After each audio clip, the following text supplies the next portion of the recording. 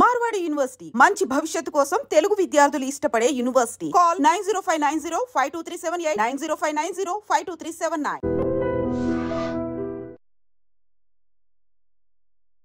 Home town చేశారు కదా, ఏమైనా మెమరీస్ గుర్తొచ్చాయా మీకు హోమ్ టౌన్ సిరీస్ చేసినప్పుడు? మా నాన్నది యానం, సో న్యాచురల్గా నాది యానమే. తక్కువ కదన్నా? తక్కువ వెళ్ళడం నేను.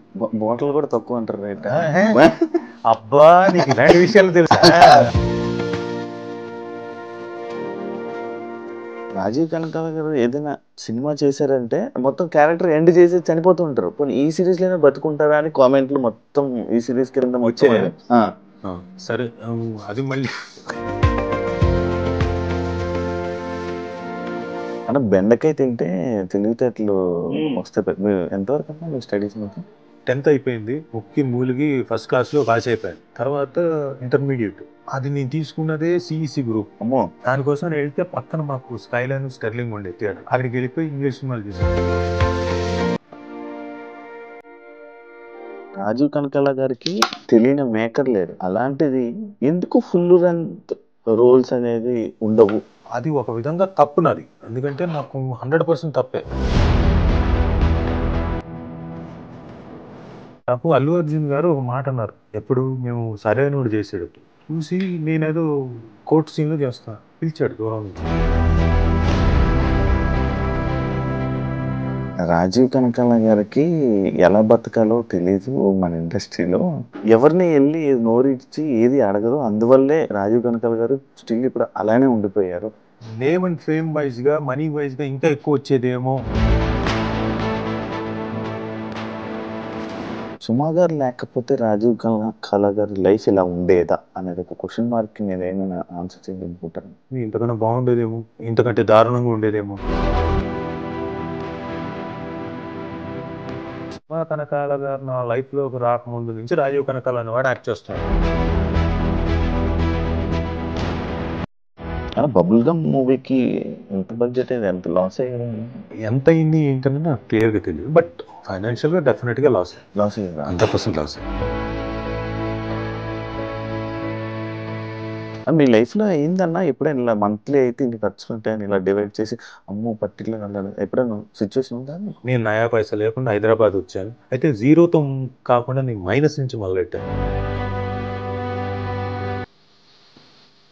మా ఫాదరు ఒక ల్యాండ్ కోసం చెప్పేసి డబ్బులు ఇంట్రెస్ట్ కోసం తీసుకొచ్చుకొని 5 రూపాయలు 7 రూపాయలు 10 రూపాయలు వడ్డీలతో 3 రేంజెస్లో దాదాపుగా 50 లక్షలు 60 లక్షలు ఆ రోజుల్లో తీసుకొని వచ్చిన తర్వాత ఆ ల్యాండ్ లేదని తెలిసింది 3 సంవత్సరాల తర్వాత. ఈలోపు ఈ 3 సంవత్సరాలు వడ్డీలు కడుతూనే ఉన్నాం.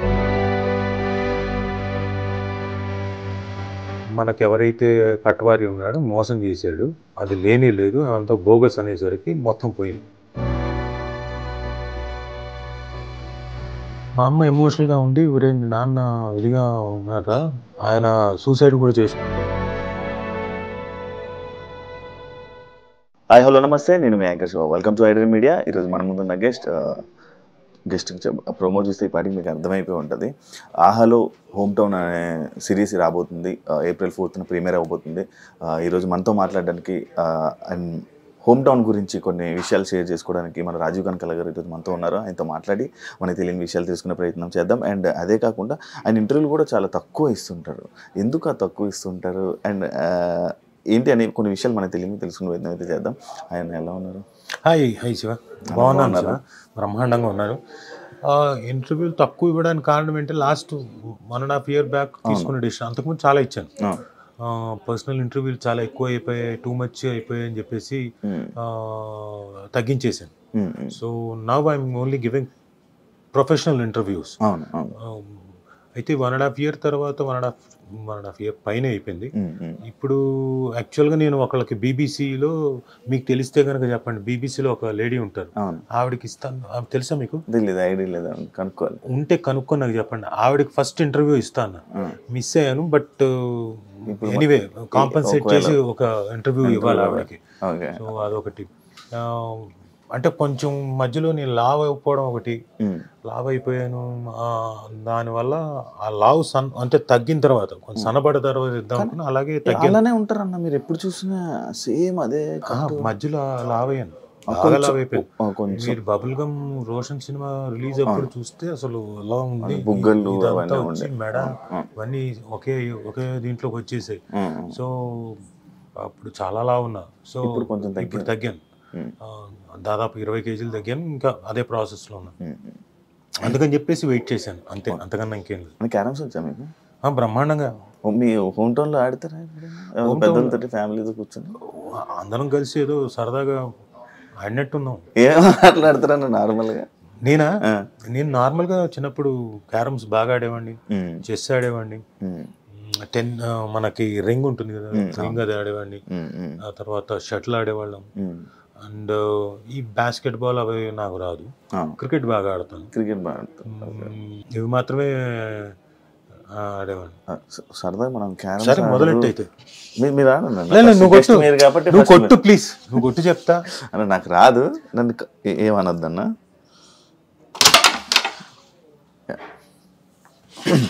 అన్న ఇప్పుడు హోమ్ టౌన్ చేశారు కదా, ఏమైనా మెమరీస్ గుర్తొచ్చాయా మీకు హోమ్ టౌన్ యూజ్ చేసినప్పుడు? అంటే హోమ్ టౌన్ చేసిన తర్వాత ఏమొచ్చిందంటే నాకు, అంటే నేను పుట్టి పెరిగింది ఇక్కడే. సో నా మెమరీస్ అంతా నా సంజీవ్ రెడ్డి నగరు, నా సాగర్ సొసైటీ, నా బంజారా హిల్స్, నా రోడ్ నెంబర్ 10 జూబిలీ హిల్స్, ఇటువైపే అన్ని ముడిపడి ఉంది నాదంతా. సరే మిగతాది చెన్నైలో నేను ఉన్న first LKG UKG first standard వరకు ఉన్నప్పుడు అంతగా గుర్తులేవు, కొద్దిగా లీలగా గుర్తున్నాయి మేమున్న ఇల్లు అవన్నీ. అప్పుడప్పుడు చెన్నైకి ఏదైనా షూటింగ్కి వెళ్తే ఊరికే ఆ లైన్కి వెళ్ళి చూసి వస్తాను. ఇప్పుడు నేనేంటంటే సంజీవ్ రెడ్డి నగర్కి వెళ్ళి B6F3కి మేమున్న మా పెద్దమ్మ వాళ్ళ ఇల్లు, మా పెద్దయ్య వాళ్ళ ఇల్లు, అక్కడికి వెళ్ళి ఆ తర్వాత మా అత్త వాళ్ళ ఇల్లు అటువైపు ఉండేది, బల్కంపేట దాటిన తర్వాత అటు వెళ్ళి, ఇటువైపు సాగర్ సొసైటీ, బంజారా హిల్స్, అప్పుడు పెద్ద బిల్డింగ్ ఉండేది టవర్ హౌస్, అది ఇప్పుడు లేదు, నో మోర్, అది పెద్ద అయిపోయింది. అది మళ్ళీ సాగర్ సొసైటీ, మళ్ళీ రోడ్ నెంబర్ 10, ఇవన్నీ ఊరికే చూసుకొని వస్తాను. నా మెమరీస్ అన్ని ఇక్కడే. మా మదర్ది వచ్చి ప్రొద్దుటూరు, రాయలసీమ. వాళ్ళేమో 1950-51 టైంకి ఇక్కడికి మైగ్రేట్ అయిపోయారు. సో అక్కడ ఎవరు లేరు కాబట్టి అక్కడ ఏమీ లేదు, నో కనెక్షన్. మా నాన్నది యానం. సో న్యాచురల్గా నాది యానమే కదా. తక్కువ కదన్నా? తక్కువ వెళ్ళడం. నేను బాటిల్ కూడా తక్కువ అంటారు రేట్. అబ్బా నీకు ఇలాంటి విషయాలు తెలుసా అంటుంటారు. అని ఎప్పుడు వెళ్ళే తక్కువే, డెఫినెట్ గా తక్కువ, 30% ఏదో తక్కువ ఉంటుంది. న్యాచురల్ డీజిల్ కూడా తక్కువ ఉంటుంది. అది మాత్రం అడుగుతావు తక్కువ అని, మిగతా డీజిల్ గురించి అంటే ట్యాక్స్ తక్కువ. సో అక్కడికి చాలా తక్కువ సార్లు వెళ్ళొచ్చాను.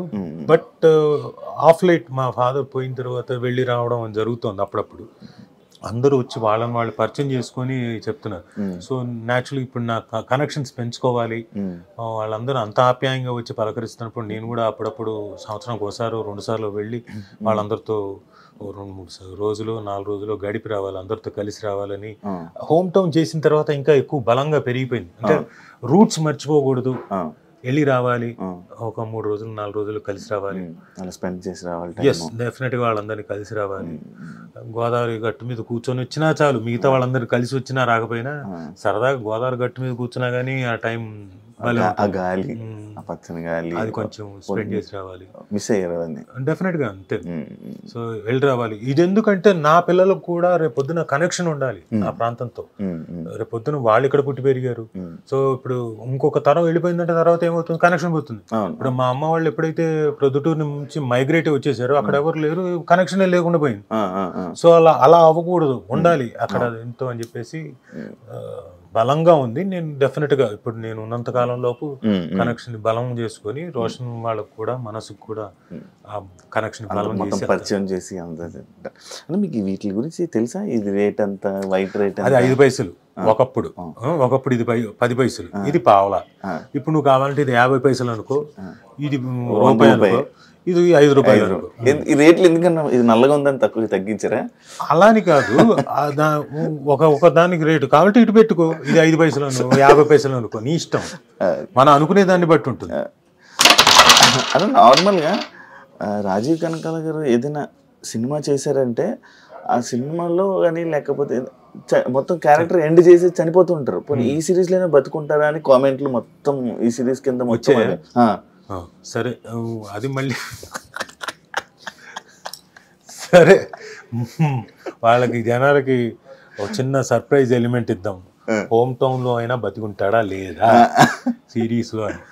సో చూడండి, చూస్తే సిరీస్ మొత్తం చూస్తే మీకు తెలుస్తుంది రాజీవ్ అన్నవాడు ఇందులో బతికున్నాడా లేదా అని. So very interesting series. అంటే చేసిన అంటే నేను నంబర్ ఆఫ్ క్యారెక్టర్స్ చేశాను, కథ నాకు ఇందులో బాగా నచ్చి నేను వెంటనే అంటే మామూలుగా ఎవరైనా ఏం చూస్తారు, ఆ కథ నచ్చి ఆ కథలో నా క్యారెక్టర్ నచ్చి చేయాలి. నాకు కాదు, నాకు కథ నచ్చింది, తర్వాత నా క్యారెక్టర్ మిగతా. ఎందుకంటే కుర్రాడు మెయిన్, ప్రజ్వల్ అనే కుర్రాడు, శ్రీకాంత్ పల్లె అనే క్యారెక్టర్, నా కొడుకు క్యారెక్టర్ మెయిన్, ఆయన కూతురు క్యారెక్టర్ మెయిన్, నేను ఝాన్సీ గారు సపోర్టివ్ క్యారెక్టర్స్.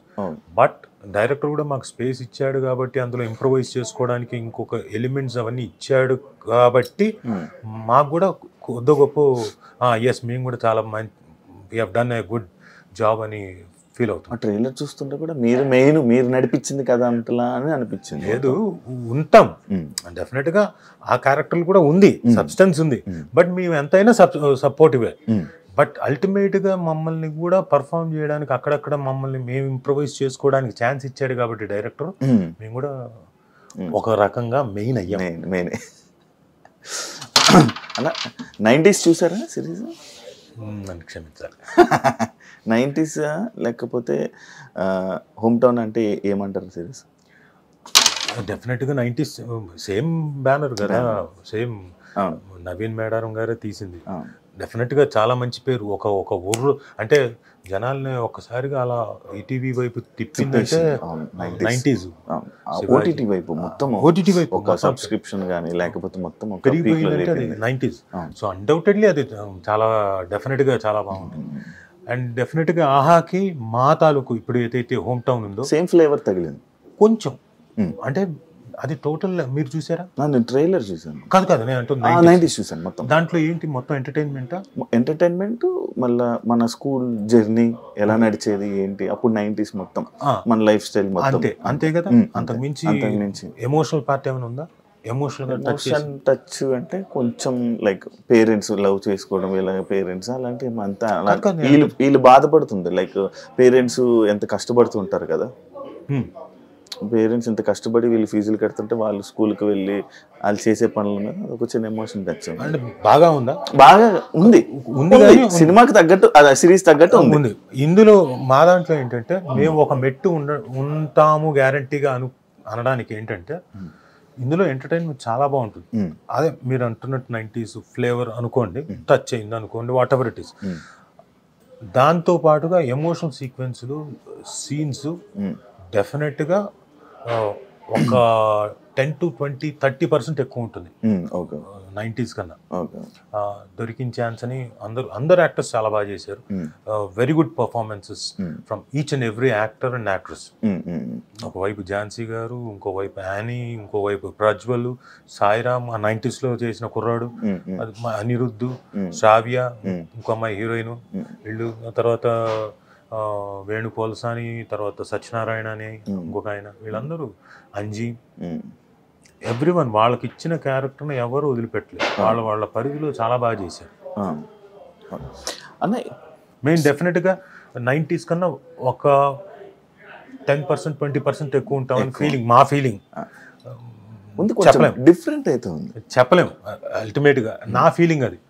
ఉంటామా లేదా అనేది అల్టిమేట్గా జనాలు చూసి వాళ్ళు చెప్తారు. అడుగుతున్నారు అన్న జనాలు, ఏంటి చాలా రోజుల తర్వాత మళ్ళీ కొంచెం టైం పట్టినట్టు ఉంది ఓటీటీ ప్లాట్ఫామ్లోకి, సిరీస్లోకి రావడానికి. నేను రావడానికి అలా ఏం అడగలేదు నన్ను. బట్ డెఫినెట్గా ఇప్పుడు అడుగుతారేమో, బికాస్ హోమ్ టౌన్ చూసిన తర్వాత అడుగుతారనే నమ్మకం అయితే నాకుంది.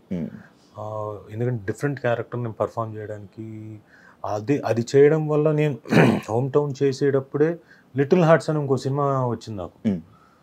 హోమ్ టౌన్ డైరెక్ట్ చేసిన అతను బైరాగి ఫిల్మ్స్ అని ఉన్నాయి, మన ఆదిత్య అని, ఆయన సినిమాలోకి నన్ను క్యాస్ట్ చేసుకున్నాడు. ఏది హోమ్ టౌన్ చూసి. హోమ్ టౌన్ లో షూటింగ్ జరుగుతున్న టైంలో యాక్చువల్గా ఇంకో ఇంట్రెస్టింగ్ ఎలిమెంట్ చెప్పనా, 90s వచ్చింది ఫస్ట్ నాకు సుమకి, మా ఇద్దరి దగ్గరకు వచ్చింది. ఆ టైంలో అనుకోని కారణాల వల్ల ఏవో మాకు ఉన్న ప్రీ ఆక్యుపైడ్ దీనివల్ల చేయలేదు కదన్నా. మీ కాంబినేషన్ ఏం సుమా నేను సుమా గారు అంతకుముందు ఎప్పుడో చేసాం. ఇప్పుడు ఈ మధ్య ఏం లేదు ప్లానింగ్ ఉందా ఏమైనా సిరీస్ మీ అబ్బాయితో కలిపి? అలాంటిది ఏం లేదు, ఏమైనా వస్తే చూడాలి. మనకైతే యాక్చువల్లీ మీ అబ్బాయి సినిమాలో ఫాదర్ క్యారెక్టర్ బాగా పండింది అని చెప్పి మీరెందుకు అన్న చేయలేదు? అలా ఏం కాదు, అంటే ఆ టైంలో నేను బిజీగా ఉన్నాను ఏదో సినిమాలు చేసుకుంటూ. అండ్ వాళ్ళ క్యారెక్టర్కి వాళ్ళు సరిపోతే బాగుంటుందని ఆ డైరెక్టర్ ఫీల్ అయ్యారు. ఎందుకంటే ఇప్పుడు ఆల్ డిపెండ్స్ ఆన్ డైరెక్టర్ కదా. ఎలా ఇప్పుడు వాళ్ళకి తెలియదు నేను ఆ డైలెక్ట్ అంత బాగా మాట్లాడతాం లేదు తెలియదు కదా ఆ డైరెక్టర్. సో దానివల్ల న్యాచురల్గా అతను ఇదేమంటారు మన స్క్రూటినీకి వెళ్ళి ఆడిషన్స్లో వాళ్ళని సెలెక్ట్ చేసుకున్నారు. సో ఆ టైంలో అంటే ఆ క్యారెక్టర్కి తగ్గట్టుగా అనుకున్నారు. ఇప్పుడు ఫ్యామిలీ ఎమోషన్స్ సీరియస్ ఇది కొత్త జోనరా? నాకు అలా ఏం లేదు, ఇది అలాంటిదే ఇంచుమించు. ఒక family, middle class family, lower middle class family ఇంకా చెప్పాలంటే వాళ్ళకుండే చిన్న చిన్న ఆనందాలు, చిన్న చిన్న చిన్నవి కాదు పెద్ద కష్టాలు, పెద్ద కష్టాలను ఎలా సాల్వ్ చేసుకున్నారు, ఎలా బాధపడ్డారు, ఎలా దాన్ని సాల్వ్ చేసుకున్నారు, ఎలా ఉన్న దాంట్లో ఆనందంగా బ్రతికారు, ఎలా పెద్ద పెద్ద డ్రీమ్స్ ఉంటాయి, ఆ పెద్ద పెద్ద డ్రీమ్స్ ని సాధించడం కోసం తల్లిదండ్రులు ఎలా కష్టపడతారు పిల్లల కోసం, అల్టిమేట్ గా అది తీరుతాయా లేదా, ఆ డ్రీమ్స్ తీరుతాయా లేదా తల్లిదండ్రులకి. అలాగే ఈ పిల్లలు తల్లిదండ్రుల తాలూకు ఆ డ్రీమ్స్ ని ఈ డ్రీమ్స్ లాగా తల్లిదండ్రుల తాలూకు డ్రీమ్స్ ని ఆ డ్రీమ్స్ కి వీళ్ళు కోఆపరేట్ చేస్తారా లేదా, మీ డ్రీమ్స్ మీదే మా డ్రీమ్స్ మావే అంటారా లేదా, ఇవన్నీ మీరు ఏప్రిల్ 4వ తారీఖున ఆహాలో ఖచ్చితంగా రిలీజ్ అవుతోంది. హోమ్ టౌన్ చూడండి, అప్పుడు తెలుస్తాయి మీకు అన్ని. అన్న బెండకాయ తింటే తెలివితేటలు వస్తే ఎంతవరకు అన్నా మీ స్టడీస్ మొత్తం? నేను BA theatre arts, MA theatre arts. బెండకాయ తినడం వల్ల అది నేను బెండకాయ తిన్నా తినకపోయినా అదే ఇన్ఎవిటబుల్గా నేను డిస్టింక్షన్లో పాస్ అవుతా ఆ సబ్జెక్టులు. మిగతా సబ్జెక్టులు అయితే నేను పాస్ అయ్యేవాడిని కాదు. ఎందుకంటే ఇంటర్ 10th అయిపోయింది, 10th ముక్కి మూలిగి ఫస్ట్ క్లాస్లో పాస్ అయిపోయాను. తర్వాత ఇంటర్మీడియట్ అది నేను తీసుకున్నదే సిఈసి గ్రూప్. అది కూడా నేను వేస్టే, నాకేమి కుదరదు. ఎటువైపు నుంచి చూసినా నా వల్ల కాదు. అందులో ఎకనామిక్స్, సివిక్స్, కామర్స్ ఇవి నా వల్ల కాదు, అవ్వదు. ఏదో వెళ్ళేవాడిని కాలేజ్ దాకా, ఏదో సర్టిఫికేట్ కావాలి అంతే. దానికోసం వెళ్తే పక్కన మాకు స్కైలైన్, స్టెర్లింగ్ ఉండే థియేటర్, అక్కడికి వెళ్ళిపోయి ఇంగ్లీష్ సినిమాలు చూసేవాడిని. క్లాస్లోకి వెళ్ళేవాడిని కాదు, మధ్యలో మాత్రం అప్పుడప్పుడు అటెండెన్స్ ఉండాలి కాబట్టి అలా వెళ్ళి వచ్చేవాడిని. సో మొత్తానికి ముక్కి మూలిగి 2nd క్లాస్లో పాస్ అయ్యాను. నా కోసమే అన్నట్టుగా తెలుగు యూనివర్సిటీలో first time BA theatre arts అనే కోర్స్ పెట్టారు. అంటే మామూలు ఎలాగైతే బిఏ ఉంటుందో అలాగే బిఏ థియేటర్ ఆర్ట్స్, థియేటర్కి సంబంధించి అంటే యాక్టింగ్, థియేటర్, దీనికి సంబంధించి దాంట్లో డిస్టింక్షన్. నాకు తెలిసిన సబ్జెక్ట్ కదా, నేను చిన్నప్పటి నుంచి అందులో కోరుకున్నది పుట్టి పెరిగింది.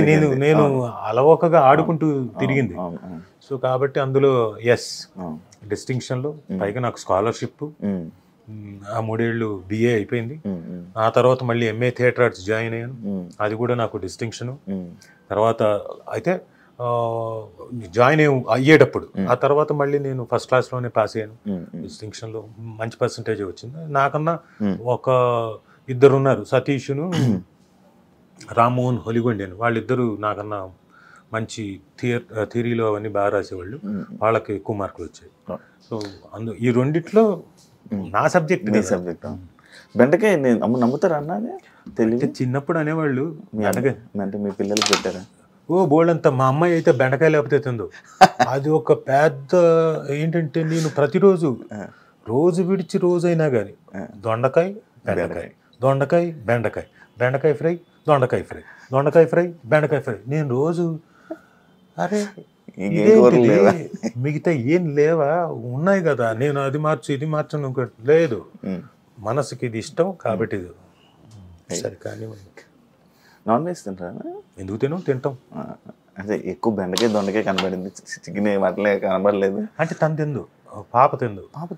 దానికి ఎప్పుడు ఒకసారి 3 ఉంటే ఏదైనా ఉంటే తింటుంది, మాక్సిమం తిందు. అన్న ఈ సిరీస్ ఓకే చేయడానికి రీజన్ ఏమైనా ఉందా, బలమైన కారణం? చెప్తున్నా కదా, ఫస్ట్ కథ నచ్చి దాంట్లోకి ఓకే నాకు కూడా ఒక డెఫినెట్గా మళ్ళీ అంటే మధ్యలో నీ లావ్ అయిపోయింది చెప్పాను ఒక 4 నెలలు మా నాన్న చెప్పిన మాటలు గుర్తొచ్చి తిండి తినకపోతే ఎట్లారా, రుచులు తెలియకపోతే ఎలా తినాలి రుచులు అంటే సర్లే జీవితంలో కష్టపడ్డాం, దెబ్బలు తిన్నాం, చాలా చేసాం, ఇంకా తిన్నాం అని చెప్పేసి నాకు ఇష్టమైనవన్నీ పప్పుల దగ్గర నుంచి, కూరల దగ్గర నుంచి, నాన్ వెజ్ క్రీమాల దగ్గర నుంచి, రసాల దగ్గర నుంచి, చారుల దగ్గర నుంచి నా ఇష్టం ఏవైతే ఉన్నాయో అన్నీ చేయించుకునేవాడిని.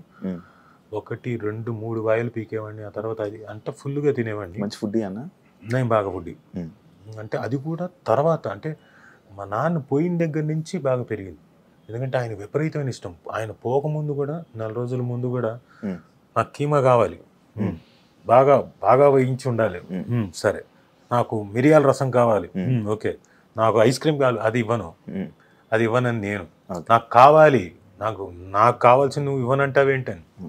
నాన్న తినకూడదు, షుగర్ ఉంది నీకు, ఏం పర్లేదు నాకు కొంచెమే తింటాను, సరే అని వీళ్ళకి పని వాళ్ళకి చెప్పి కొంచెం ఇవ్వండి అని చెప్పి ఆయన ఫుడ్. ఆయన పోయిన తర్వాత ఏమనిపించిందంటే అప్పుడు చెప్పేవాడు, ఒరే అంతా కష్టపడి చేసేది చివరాఖరికి వచ్చి రుచికరమైన ఫుడ్ తినడానికి, అది ఎంజాయ్ చేయడానికి నీ లైఫ్ నువ్వు పరిగెడుతున్నావు. ఆల్రెడీ పొద్దుటి నుంచి సాయంత్రం వరకు నువ్వు పరిగెడతావు, రాత్రి వరకు నీ ప్రొఫెషన్లో పొద్దున వెళ్తే రాత్రి అవుతుందో మరుసటి రోజు అవుతుందో తెలియదు, పరిగెడుతున్నావు కష్టపడుతున్నావు, వెరీ గుడ్, చెయ్యి, కష్టపడాలి. మనిషి అన్న ప్రతి వాడు కష్టపడాల్సిందే, ఎవడి ప్రొఫెషన్లో వాడు కష్టపడాల్సిందే. ఈ రోజు కష్టపడ్డాం కదా అని చెప్పేసి రేపు కష్టపడకుండా ఉండలేము. పొద్దున మళ్ళీ తెల్లారిందా మళ్ళీ కష్టపడమే, వెళ్ళాలి, మళ్ళీ వెళ్ళి నీ పని నువ్వు చూసుకోవాలి. అయితే ఈ మధ్యలో మాత్రం నువ్వు తింటావు చూడు, అది కొంచెం ఎంజాయ్ చేసి తినడం నేర్చుకోరా, అవి మన రుచులురా, దాన్ని మనం ఎంజాయ్ చేయకపోతే ఇంకెందుకురా, చిన్నవేరా మనం ఎంజాయ్ చేసేది ఫుడ్ ఇలాంటివే, పెద్ద పెద్దవి కాదు. సో ముందు ఆ చిన్న ఎంజాయ్మెంట్స్ తెలుసుకో. ఫుడ్ చాలా ఇది షడ్రుచులు, నువ్వు ఎంజాయ్మెంట్ అది రుచులు తెలిస్తే కదా నువ్వు యాక్టింగ్ కూడా బాగా చేయగలుగుతావు, నవరసాలను కూడా బాగా పలికించగలుగుతావు. అంటే అవును కరెక్టే కదా, ఇంతకాలం పరిగెత్తాను, కడుపు మార్చుకున్నాను, ఏవో తినాల్సింది కూడా గబగబ మింగి వెళ్ళిపోయాను, కూర్చొని నమిలి మింగితే ఆ ఎంజాయ్మెంట్ వేరు కదా అనుకొని ఆయన పోయిన తర్వాత ఐ స్టార్టెడ్ బిజీ లైఫ్లో ఇంకంతే కదా, ఎప్పుడు తినేసి ఎప్పుడు వెళ్ళిపోదాం ఇట్లా తీసుకొని 5 నిమిషాల్లో అయిపోయేది నా భోజనం. అది మార్చుకున్న స్టైల్. 20 ఫాస్ట్గా తినేయాలంటుంటారు కదా అన్న, తిండి దగ్గర 22 సార్లు 32 సార్లు నమలాలంటారు ఒక ముద్ద ఎవరైనా కానీ. నాకు వీళ్ళుపోయి వాళ్ళు పెద్దలు చెప్పిన కాళ్ళు తడి ఆరే లోపల ఫస్ట్ అబ్బాయి ఫాస్ట్ తినేయాలి. పొరపాటును కూడా కాదు. మనం అంటే యంగ్స్టర్స్ ఉంటే లోపల మంచి జీర్ణశక్తి ఉంటుంది కాబట్టి పర్లేదు, వాళ్ళు తిన్నా ఓకే, ఫాస్ట్గా తిన్నా ఓకే. బట్ యూజువల్గా ఏం చెప్తారంటే నెమ్మదిగా నమిలి తినాలి. నమిలి మింగితే లోపలికి వెళ్ళిన తర్వాత జీర్ణశక్తి బాగా ఉండి బాగా డైజెస్ట్ అయ్యి ఒంటికి పట్టాల్సింది పడుతుంది, అవసరం లేని ఎక్స్క్రీట్ అయిపోతుంది. So any time you should have your time. ఎందుకు గంట సేపు బ్రేక్ ఇస్తారు? గంట బ్రేక్ అనేది దేనికి? 10 నిమిషాలు అనొచ్చుగా, గంట ఎందుకు ఇచ్చారు మరి మధ్యాహ్నం గంట సేపు అని? ఆ గంటలో మీరు at least you should take your 30 minutes time for eating. అది కూడా ఎలా? ఆ రుచుల్ని ఎంజాయ్ చేయకపోతే ఇంకెందుకు? ఏం తిన్నావురా, ఏం రుచి, అది ఏం రుచి, అది కారమా లేకపోతే పులుపా అనుకుంటూ డౌట్లు వస్తే అలా? తిన్నది ఎంజాయ్ చేయాలి, లాలాజలం మీకు నోరు ఊరాలి, మీరు తినేటప్పుడు మీరు అది ఆస్వాదించాలి. సో ఇవన్నీ గుర్తుకొచ్చి నేను నా టైంలో ఫుల్గా ఒక 4 నెలలు ఫుల్గా తిన్నాను.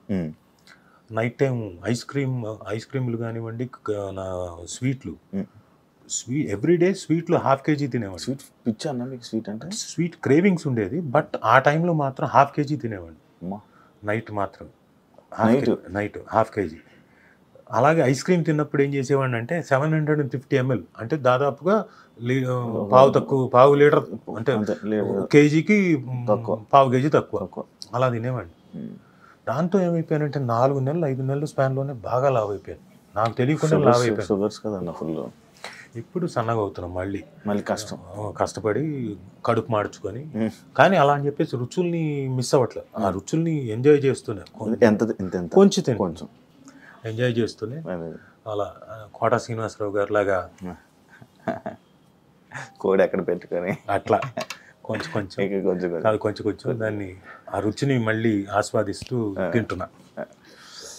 అన్న రాజీవ్ కనకాల గారికి తెలియని మేకర్ లేరు, అలాంటిది ఎందుకు ఫుల్ లెంత్ రోల్స్ అనేది ఉండవు అనేది ఈ మధ్య కాలంలో అనేది ఒక క్వశ్చన్ ఉందన్న ఆడియన్స్కి ఎప్పుడు. అంటే నేను ఎప్పుడు వెళ్ళి నాకు క్యారెక్టర్ కావాలి, అవును మీకు అది లేదు, అది కూడా నేను విన్నాను. అది ఒక విధంగా తప్పు నాది, ఎందుకంటే నాకు 100% తప్పే. See you have to be, మీరు ఎంచుకున్న ఫీల్డ్ ఏంటి? Acting, glamorous field, where rat రేస్లో మీరు ఉంటే తప్ప మీరు వెళ్ళి మిమ్మల్ని మీరు పిఆర్ చేసుకుంటూ మిమ్మల్ని మీరు పరిచయం చేసుకుంటూ నాకు వేషం ఇవ్వండి అని అడిగితే తప్ప రాని ఫీల్డ్. సరే లక్కీగా రాజీవ్ కనకాల లాంటి వాడికి వచ్చేసింది, అడగకుండానే వేషాలు వచ్చాయి. సరే నేను కూడా ఎవరిని అడగకుండా వస్తూనే ఉన్నాయి, గడిపేశాను. ఇప్పుడు అడగలేదు, ఇప్పటిదాకా అడగలేదు. అయితే నేను ఇప్పుడు డిసైడ్ చేసుకున్నాను ఆఫ్టర్ మై 50th దగ్గర నుంచి డిసైడ్ చేసుకున్నాను. Why not I ask. నాకు అల్లు అర్జున్ గారు ఒక మాట అన్నారు, ఎప్పుడు మేము సరైనోడు చేసేటప్పుడు చూసి నేనేదో కోర్ట్ సీన్లో చేస్తున్నాను, పిలిచాడు దూరం నుంచి, ఫ్రెండ్స్ అని చెప్పండి. నాకు తెర మీద 10 మంది ఆర్టిస్టులు ఉన్నా 10 మంది ఉన్నా కానీ మీరు పర్ఫామ్ చేస్తుంటే మిమ్మల్నే చూడాలనిపిస్తుంది సార్, అలాంటి ఆర్టిస్ట్ సార్ మీరు ఎందుకు, సేమ్ క్వశ్చన్, మీరు ఎందుకు ఎక్కువగా కనపట్లేదు, చేయట్లేదు అంటే నాకు ఎవరిని అడగడం ఇష్టం ఉండదండి, అడగలేదండి. సార్ అడగాలి సార్, అడగకపోతే ఎలాగా? మేము హీరోలు అయ్యండి మా పద్ధతిలో మేము ఒకటి అంటాం, కలిసి చేద్దాం బ్రదర్ అంటాం, మీరు కూడా అలాగే చెప్పండి కలిసి చేద్దాం ఏదైనా ఉంటే చూద్దాం అని చెప్పేసి అడగండి, తప్పులేదని. అయితే అది నేను ఆ రోజున ఓకే అనుకున్నాను, బట్ ఎందుకు అడగడం అని చెప్పేసి అనుకున్నాం, వదిలేశాను.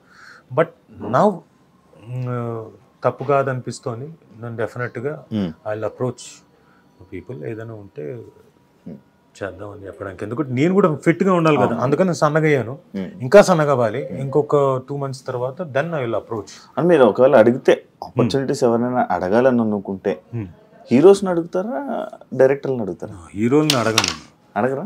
హీరోలను అడగను, ఏదైనా ఉంటే డైరెక్టర్లను అడగాలి, లేకపోతే ప్రొడ్యూసర్లను అడగాలి అంతే. మన ఎందుకంటే మీకు హీరోస్తో బాగా పరిచయం కదా, అందరూ పరిచయం, అదే చాలా మంచి పరిచయం. హీరోస్ని అడగదు, ఎందుకంటే ఫ్రెండ్షిప్ వేరు, ప్రొఫెషన్ వేరు. అవును, నేను ఏమైనా నాకున్న దీనికి నేను ఎవరిని అడగాలి, జాబ్ ఇచ్చేవాళ్ళని అడగాలి, అది డైరెక్టర్ లేకపోతే ప్రొడ్యూసర్. ఎందుకో వాళ్ళు కదా, వాళ్ళిద్దరిని అడుగుతాను.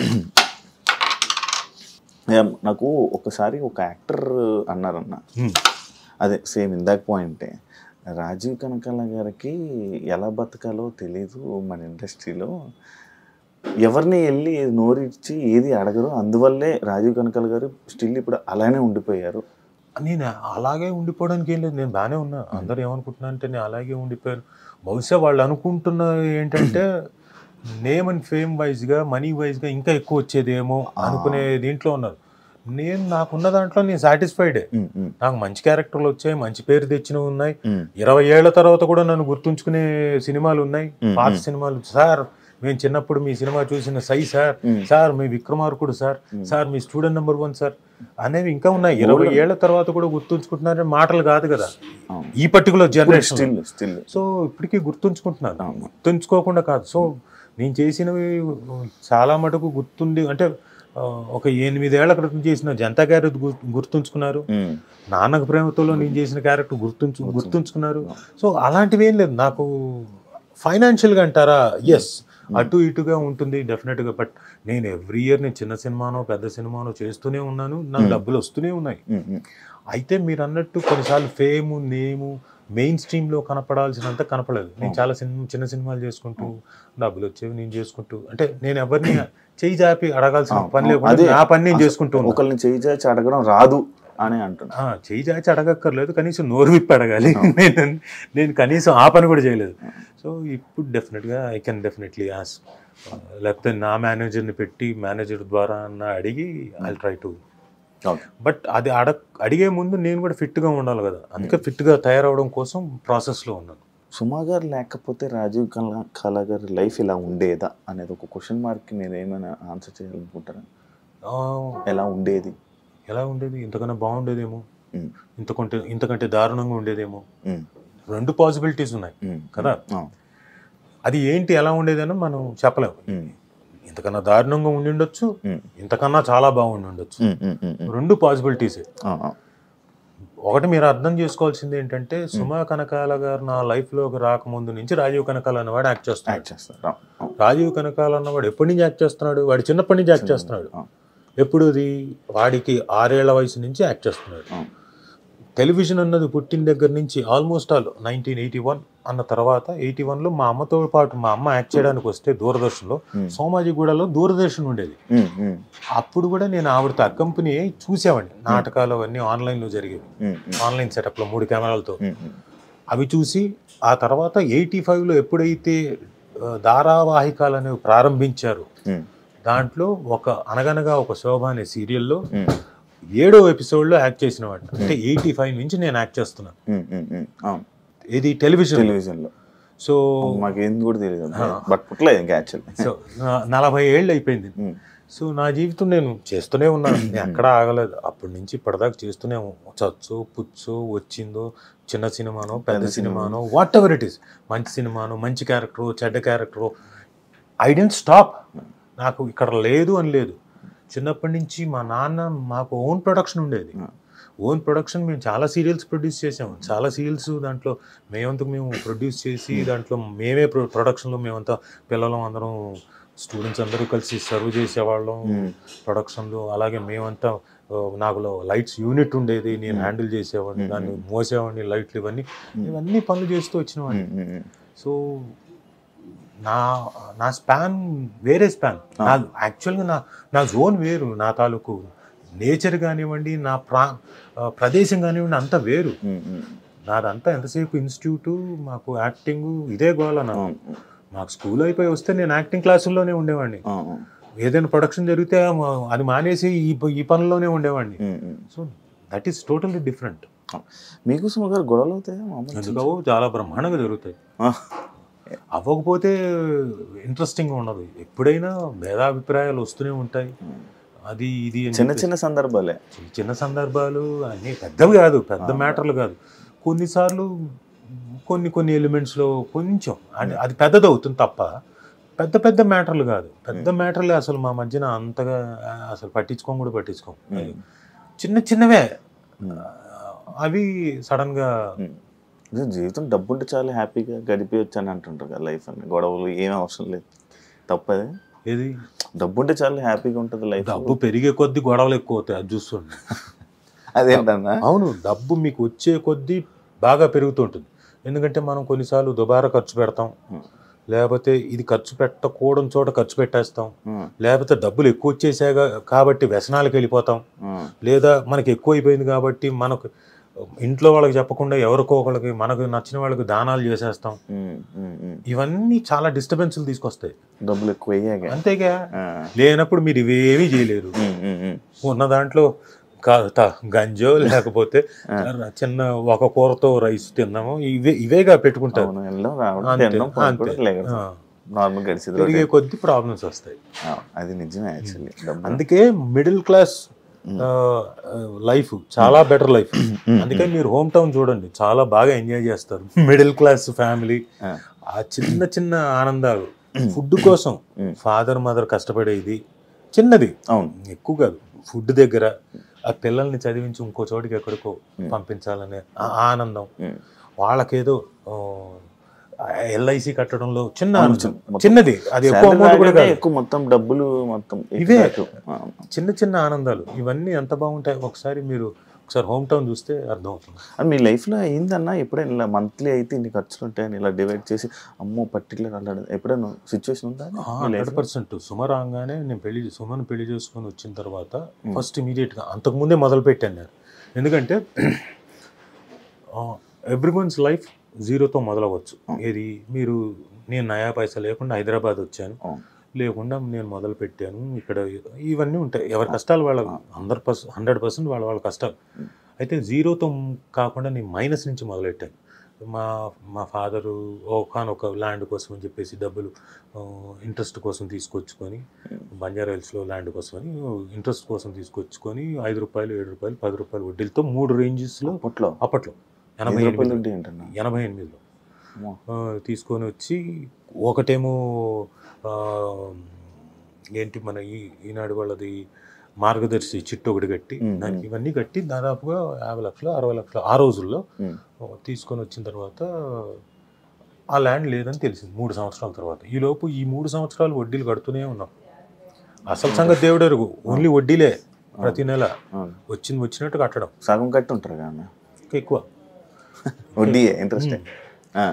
అయితే ఇదంతా ఎప్పుడు తెలిసిందంటే 1992 93 ఆ ప్రాంతంలో ఇక లేదు, ఆ ల్యాండ్ బోగస్ ల్యాండ్, మనకెవరైతే పట్టవారి ఉన్నాడో మోసం చేశాడు, అది లేనే లేదు, అదంతా బోగస్ అనేసరికి మొత్తం పోయింది. అయ్యో, డబ్బు పోయింది. ఇంకా మనం వడ్డీలు కట్టాలి, అసలు కట్టాలి, వడ్డీలు కట్టాలి. ఆ టైంలో ఏంటంటే మా అమ్మ ఒకరోజు ఇంట్లో ఫ్యామిలీ మెంబర్స్ మధ్యన గొడవ జరిగింది. నేను ఎక్కడో ఉన్న ఫోన్ చేసింది, రే జరుగుతాం గొడవ అంటే నేను ఇంటికి వచ్చాను, ఫాదర్ మీదకి ఎవరో మీదకి రాకపోతే చంపేస్తాను ఒక్కొక్కరిని మాట్లాడాము. అయిపోయిన తర్వాత మా అమ్మ ఎమోషనల్గా ఉండి, ఒరే మీ నాన్న ఇదిగా ఉన్నారా, ఆయన సూసైడ్ కూడా చేసుకుందాం అనుకున్నాడు అంటే నేను మా నాన్న దగ్గరికి వెళ్ళి, నీకేమైనా పిచ్చెక్కిందా ఏంటిది, అమ్మ ఏదో చెప్పింది, ఏమైందని, ఏం లేదురా, భలే వాడివే సంపాదిస్తాం, నేను ఉన్నాను కదా, పదా ఏముంది ఇక్కడి నుంచి మొదలు పెడతాం, వస్తుంది గోల్డ్ అంత వస్తుంది, నేను సంపాదిస్తానని చెప్పేసి అప్పుడు వేసుకున్న లెక్కలు ఏమేమి ఉన్నాయి చెప్పని మొత్తం వేసుకొని ఫలానా వడ్డీలు ఎంత కట్టాలి నెలకి, ఇప్పుడు ఇంటి రెంట్ ఎంత కట్టాలి, ఇంట్లో ఎంత ఇది చేయాలి, ఇన్స్టిట్యూట్ నుంచి ఎంత వస్తుంది, ఇవన్నీ లెక్కలు వేసుకొని మొదలు అప్పటి నుంచి ఇంకా యాక్టింగ్, డైరెక్షన్లు, మా ఓన్ ప్రొడక్షన్లకి ఇది చేయడం, మేకప్లు వేయడం, అంటే ఖర్చులు తగ్గించుకోవాలి.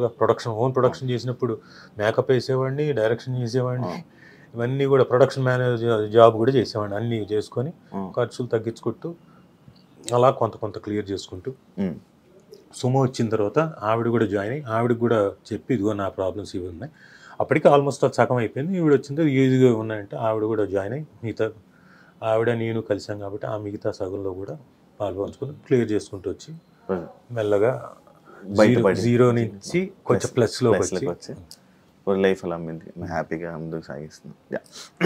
అలా బబుల్ గమ్ మూవీకి ఎంత బడ్జెట్ అయింది, ఎంత లాస్ అయ్యారు ఏమన్నా అబ్బాయి సినిమా? లాసే అంటే ఎంత అయింది ఏంటన్నది నాకు క్లియర్గా తెలియదు, బట్ ఫైనాన్షియల్గా డెఫినెట్గా లాస్ అయ్యారు, 100% లాస్. అంటే కొంత మన ఓటీటీ ద్వారా వచ్చింది, కొంత శాటిలైట్ ద్వారా వచ్చింది తప్ప, మ్యూజిక్ మీద వచ్చిన అమౌంట్ తప్ప దాదాపు చాలా పోయింది. మీదే మొత్తం ప్రొడ్యూసింగ్ మీదే కదా.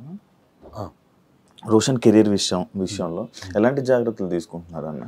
చెప్పాం కదా, మేము ఫస్ట్ సినిమానే ప్రొడ్యూస్ చేసాము. సో బ్యానర్ వేరే అంటే మా అత్తగారి పేరు మీద పెట్టిన వి టుక్ ఎవ్రీ కేర్.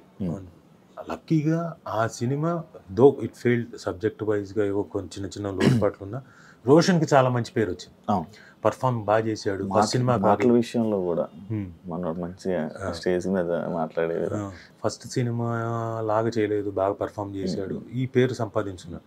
ఆ సినిమా తర్వాత రోషన్కి దాదాపు 70 నుంచి 80 కథలు విన్నాడు. 1 year అన్ని స్టోరీస్ విన్నాడు. వచ్చాయి, నాకు వినడం సంగతి దేవుడు ఎరుగు, వచ్చాయి అంటున్నాం. అదే అంటే వాళ్ళు ఓకే కుర్రాడు కొంచెం ప్రాస్పెక్టివ్ అనుకుంటేనే కదా వస్తారు ఎవరైనా చెప్పడానికి, అలా వచ్చి పాపం కథలు చెప్పారు. సో ఈ సందర్భంగా వచ్చి కథలు చెప్పిన ప్రతి ఒక్క డైరెక్టర్కి రైటర్కి చాలా చాలా థ్యాంక్స్. అంటే వాళ్ళకి అనిపించి వచ్చి రోషన్కి కథలు చెప్పి డెఫినెట్గా మీ అందరి కథలు మెటీరియలైజ్ అవ్వాలని మనస్ఫూర్తి కోరుకుంటున్నా, ఐ డ్రీమ్ సాక్షిగా. నాకు అది ఆనందం అనిపించింది. So Roshan was successful. తర్వాత ఇప్పుడు వాడు హీస్ బీన్ సెలెక్టివ్ కొన్ని, ఎందుకంటే అంతకుముందు జరిగినట్టు జరగకూడదన్న ఉద్దేశంతో హీస్ సెలెక్టివ్. ఇంకా మిగతాది ఇంకా తను కూడా తన బాడీని మిగతా హార్స్ రైడింగ్లు ఇవన్నీ కూడా కాన్స్టెంట్గా నేర్చుకుంటున్నాడు. మనోడికి ఇష్టమా అన్న సినిమాలు? విపరీతం, నేనేం ఫోర్స్ చేయలేదు, నాకన్నా విపరీతం వాడికే ఇష్టం సినిమా. వాడు లీస్టాస్బర్గ్కి వెళ్ళి నేర్చుకున్నాడు యాక్టింగ్, అమెరికా వెళ్ళక ముందు వాళ్ళ తాత దగ్గర నేర్చుకున్నాడు, ఒక 2 months 1.5 month 2 months అది కరెక్ట్ గుర్తులేదు. సో అదొకటి. తర్వాత ఇక్కడికి వచ్చి పాండిచేరిలో ఆదిశక్తి దగ్గర వెళ్ళి ఒక 40 రోజులు ఏదో ఉండి నేర్చుకున్నాడు. డిఫరెన్స్ ఏంటన్నా నేర్చుకునే యాక్టింగ్కి నేర్చుకోలేని యాక్టింగ్? ఏం లేదు, ఇప్పుడు మీరు నేర్చుకొని వచ్చారనుకోండి జాబ్ వెంటనే వస్తుంది కదా, సర్టిఫికేట్ ఉంటుంది, జాబ్ వెంటనే వస్తుంది. లేదంటే కూడా మీకు జాబ్ వస్తుంది, కాకపోతే ఆ జాబ్లోకి మీరు రావాలంటే ఎంతకాలం పడుతుంది? సెట్ అవ్వడం ఒక 5 ఏళ్ళు 10 ఏళ్ళు పడుతుంది. ఏది జాబ్ నేర్చుకుంటారు, వస్తుంది, 10 ఏళ్ళు పడుతుంది. కాకపోతే ఇప్పుడు సర్టిఫికేట్ ఉంది కాబట్టి ఇదిగో ఈ జాబ్లోకి మేనేజర్గా వెంటనే పోస్టింగ్ వస్తుంది. అంతే అంతే తేడా. కాకపోతే ఇందులో నేర్చుకున్నప్పుడు ఏంటంటే మెళుకువలన్నీ మీరు ఇక్కడికి వచ్చి సెట్ ముందు కెమెరా ముందు నేర్చుకోరు. ఆ ఇన్స్టిట్యూషన్లో అక్కడ నేర్చేసుకుంటారు ముందు, అన్ని రెడీగా ఉంటారు.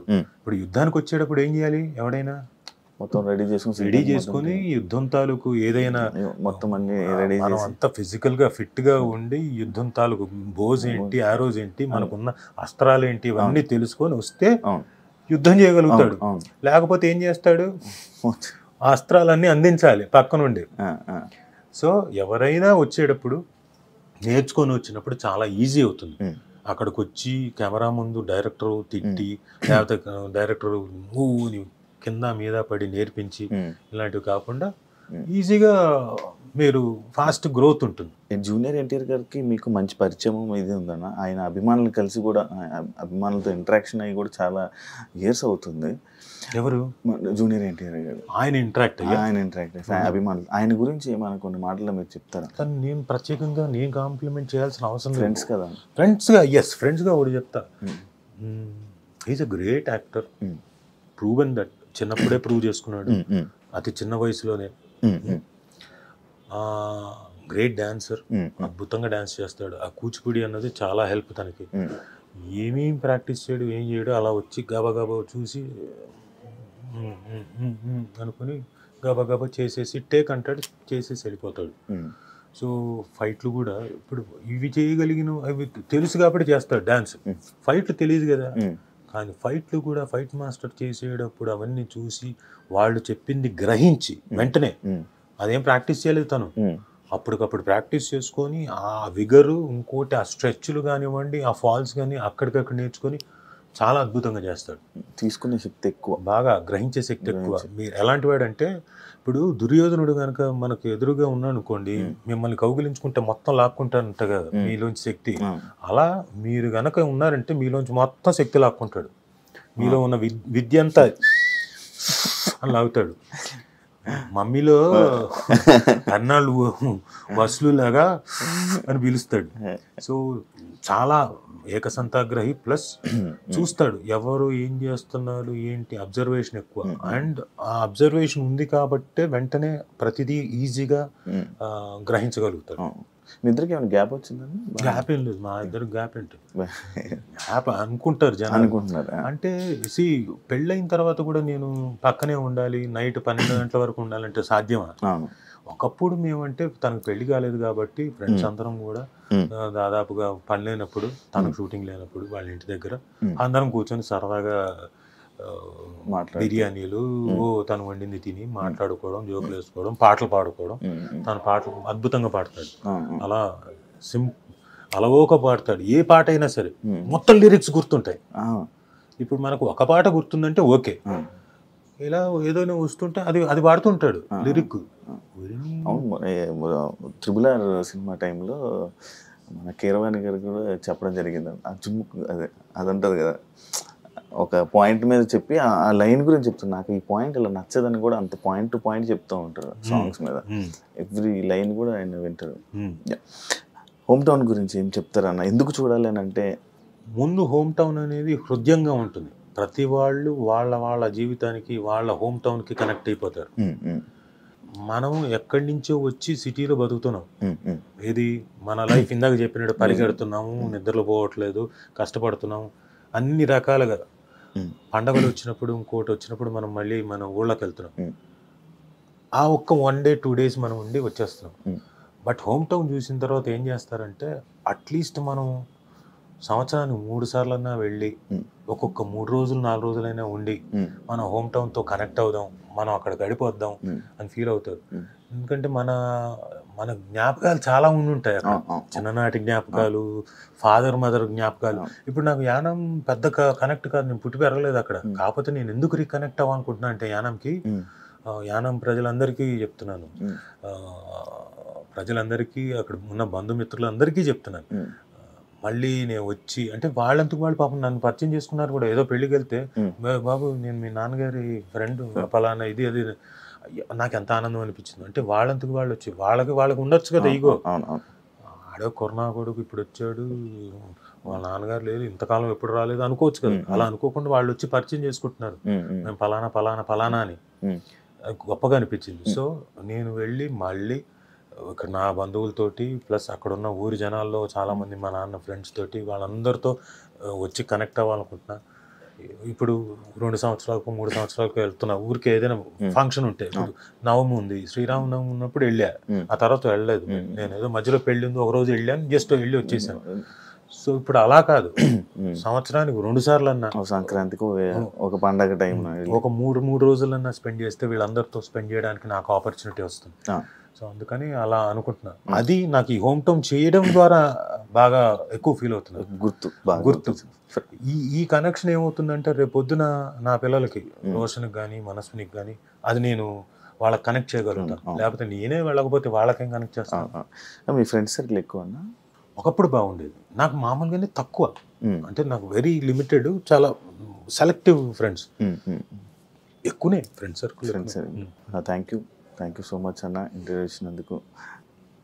మంచి సక్సెస్ అవ్వాలని సిరీస్, మంచి జనాల్లోకి వెళ్ళి మంచి నేమ్ వచ్చి ఇంకా ఎక్కువ సిరీస్తో మళ్ళీ తెలుగు ఆడియన్స్ మంచిగా ఎంటర్టైన్ చేయాలని మనస్ఫూర్తిగా కోరుకుంటున్నాను.